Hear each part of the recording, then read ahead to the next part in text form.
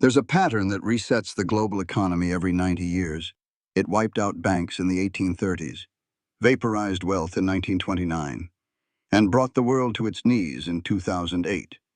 But the most dangerous part, no one sees it coming until it's too late. In 2025, that same pattern is returning. Engineered, hidden, perfectly timed. The system hasn't changed. It's just grown bigger, more complex, and far more fragile.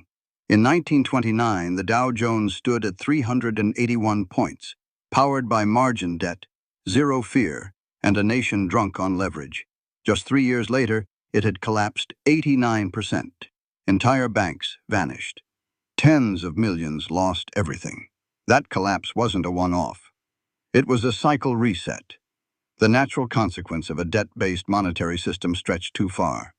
Today, the U.S. stands in the exact same place.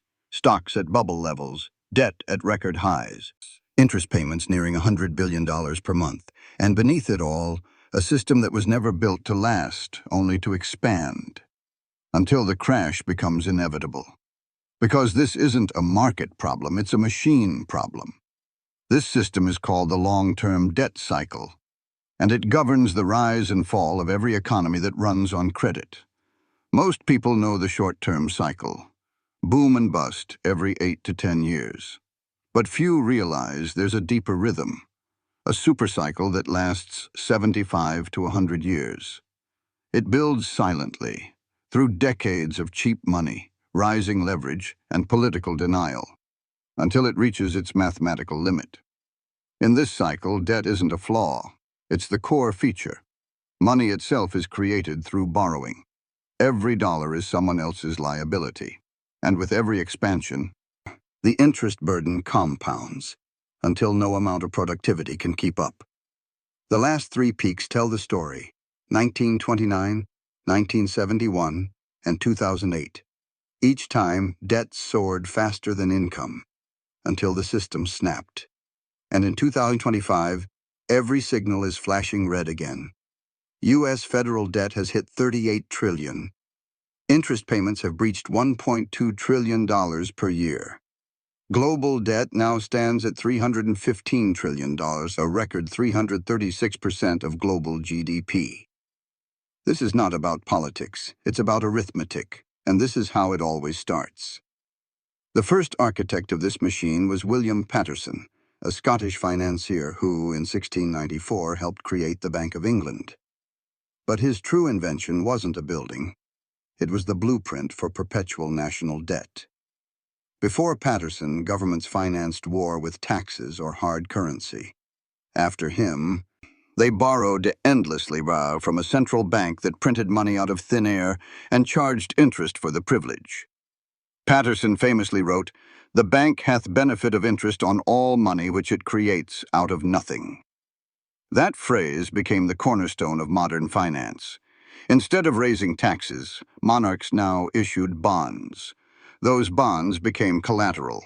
Collateral became credit, and credit became money.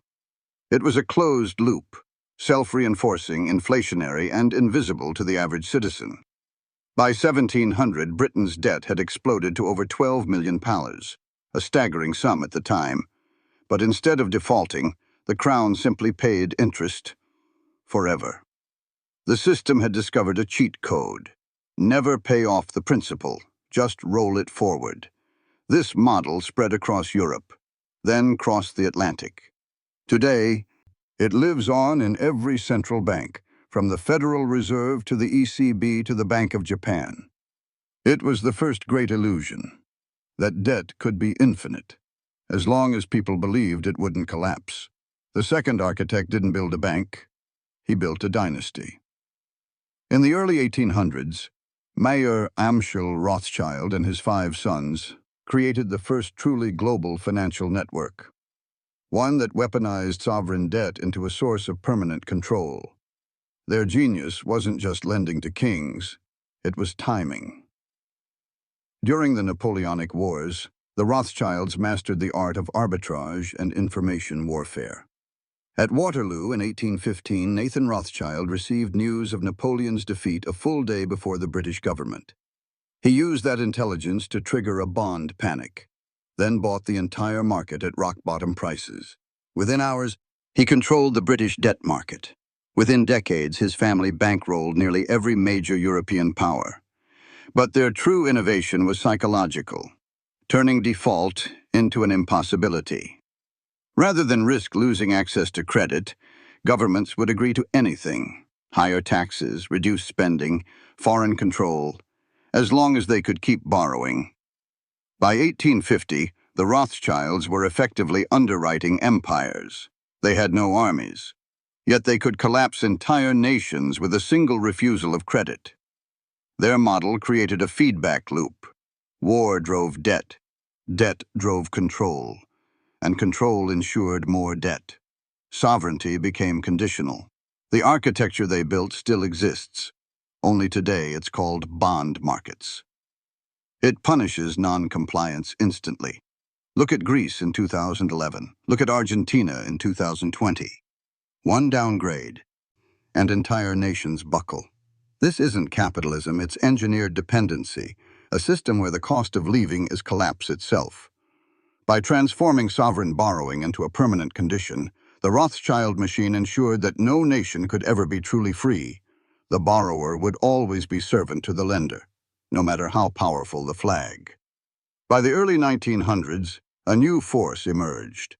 Not a dynasty, but a man who became a system.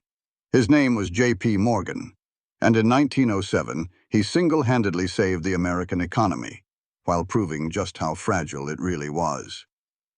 The panic of 1907 began with a failed trust company and spread like fire through New York's banking system. No central bank existed, no lender of last resort. Depositors ran for their money. Banks collapsed overnight. The stock market dropped nearly 50%. In the chaos, Morgan stepped in, pledging his own capital, organizing bailouts, forcing bank mergers. For a moment, he was more powerful than the U.S. government.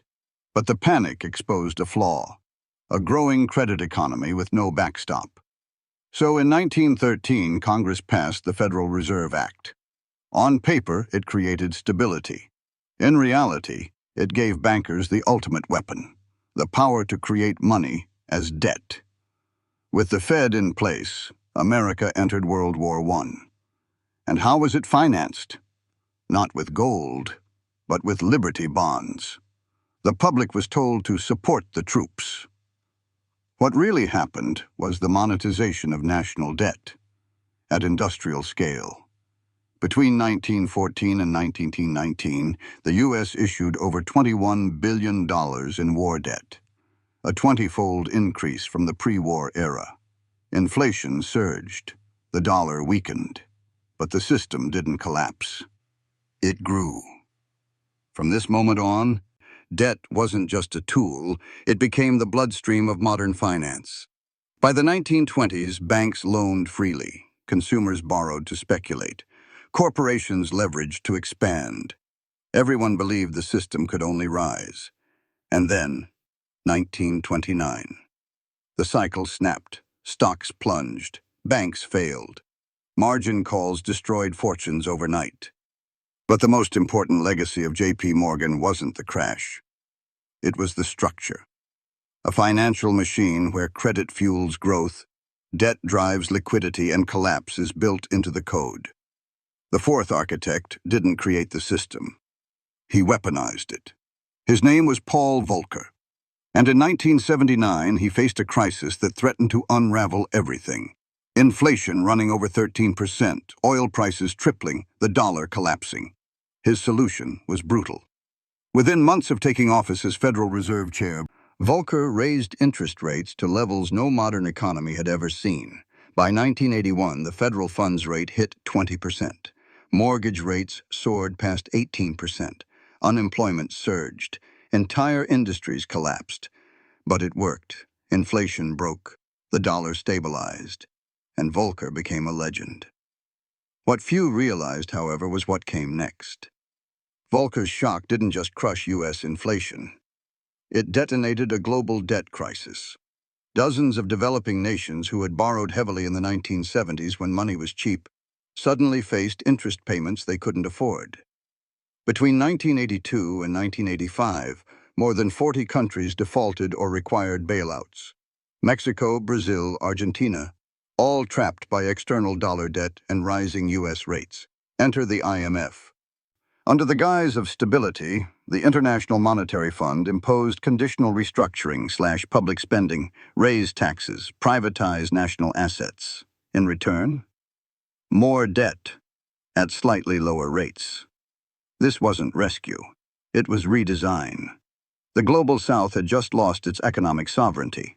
Nations no longer set policy. Their creditors did. By the late 1980s, the debt trap had gone global, and the Volcker model, weaponized interest rates plus external restructuring, became the new default response to any crisis.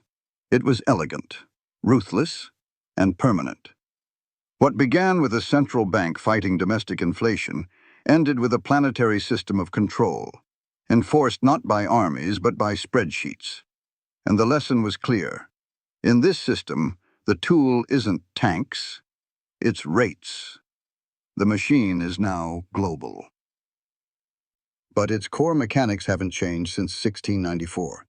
Here's how it works. Step 1. Money is created through debt. Every dollar in circulation began as a loan. Banks don't lend deposits. They generate credit, and that credit becomes money. Step 2. Interest compounds. Unlike productivity, which grows linearly, interest grows exponentially. Over time, the gap between what is owed and what can be produced becomes mathematically impossible to bridge. Step 3. To maintain stability, more debt must be issued. Governments, corporations, households, all must borrow to pay the interest on previous borrowing. This creates artificial growth. GDP expands, but so does leverage. Step 4. Eventually, trust breaks. It might be inflation, a geopolitical shock, a credit event. But something tips the system into crisis. Assets fall. Liquidity dries up.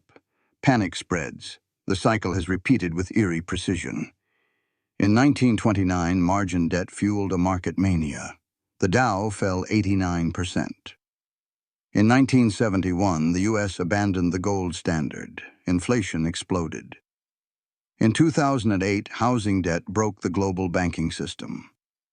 In 2025, all three are converging at once. Here's what the data says. The U.S. national debt has passed $38 trillion. Interest payments exceed $1.2 trillion per year, more than the defense budget. Credit card delinquencies have hit 3.8%. Student debt sits at $1.77 trillion. Corporate debt is over $12.6 trillion. Meanwhile, the Federal Reserve holds $8.3 trillion in assets. After injecting $5 trillion post-2020 and then removing $1.1 trillion in quantitative tightening. The yield curve has been inverted for 15 straight months, a classic recession signal. Globally, total debt stands at $315 trillion, 336% of global GDP. Shadow banking systems hold $68 trillion in opaque liabilities. The system cannot shrink without crashing. It cannot grow without inflating. It is trapped by its own design. The next phase isn't a policy debate. It's arithmetic. And history says the final step is collapse. 2025 is not just another year. It is a convergence point, where every indicator, every stress fracture, every hidden imbalance is surfacing at once. Start with debt. The United States has surpassed $38 trillion in federal liabilities. That's 122% of GDP, higher than World War II levels, but without a post-war boom to save it. Interest payments now exceed $100 billion per month. For every tax dollar collected, more than a third goes to servicing debt. Zoom out. Global debt has reached $315 trillion, a record 336% of global output. This is not growth. It's desperation masked by liquidity. The Federal Reserve, once a lender of last resort, has become the market itself. Its balance sheet stands at $8.3 trillion, even after quantitative tightening removed over $1.1 trillion since 2022. But rates remain high, and real tightening continues. The system is being choked. Signals are blinking red across the board. The yield curve, inverted for over 15 months, screams recession. Historically, no such inversion has failed to precede a downturn. Meanwhile, corporate bankruptcies are accelerating. In commercial real estate, over $1.5 trillion in loans are maturing through 2026, with vacancy rates above 30% in major U.S. cities. Consumers are breaking. Credit card debt has surpassed $1.3 trillion. Delinquency rates are at 10-year highs. Student loans, after a brief pandemic pause, are back on the books, with $1.77 trillion owed. On Wall Street, stocks remain detached from reality. The S&P 500 trades at a Shiller P/E ratio of 30.1, levels not seen since the dot-com bubble. AI stocks are soaring. Tech valuations ignore interest rates, recession risk, and earnings pressure. The disconnect is not an accident. It's what happens when a system survives only by pretending it isn't collapsing. Because every indicator, from debt loads to rate stress to consumer default, points to one truth. The United States is no longer managing a cycle. It is managing a countdown. And when the machine breaks, it doesn't warn you. It just stops. There is no escape from a system built on compounding debt. Default is politically impossible. Austerity is socially explosive, and printing leads to inflation, or worse, currency collapse. This is the trap. In theory, governments could raise taxes or cut spending to balance their books. In practice, every effort to do so triggers economic contraction, which reduces tax revenues, which widens the deficit. It's a doom loop. The U.S. Congressional Budget Office projects that interest alone will consume 35% of all federal tax revenue by 2026. That's without a recession. Add in slower growth or a crisis, and the numbers become terminal. So policymakers do what they always do: kick the can, issue more debt, refinance, delay, and in doing so, guarantee a larger explosion later. Globally, the pattern is identical. From Pakistan to Egypt, over 50 nations are undergoing IMF restructuring in 2025. The terms are always the same: austerity, asset sales, currency devaluation. But the result is never recovery, only deeper dependence. This isn't about mismanagement, it's by design. A system where money is created through debt can never allow full repayment, because repayment shrinks the money supply. The only way forward is more borrowing. And when that borrowing hits its limit, either because lenders say no or markets revolt, the system snaps. Always. We saw it in 1997 in Asia, in 2011 in Europe, in 2020 during the pandemic freeze.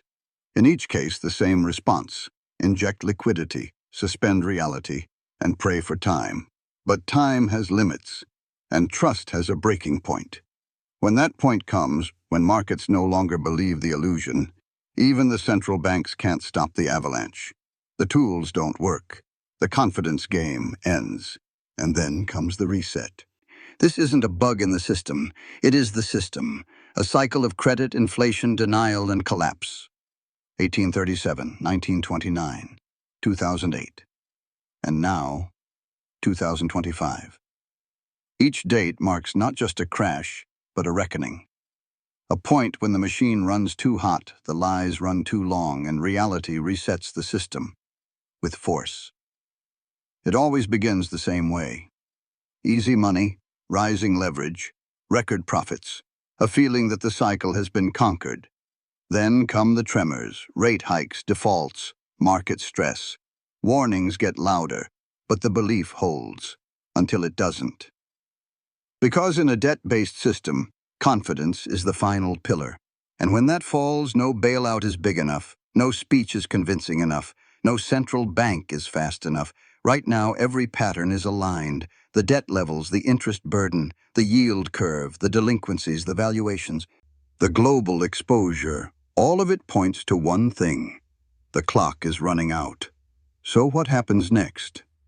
A soft landing is still possible, but increasingly unlikely. A hard crash, driven by cascading defaults and liquidity collapse, is the historical norm. A reset, engineered or chaotic, seems inevitable. But history also shows something else, that those who understand the system, who read the signals before the crowd, survive, and often thrive. This isn't about fear, it's about clarity.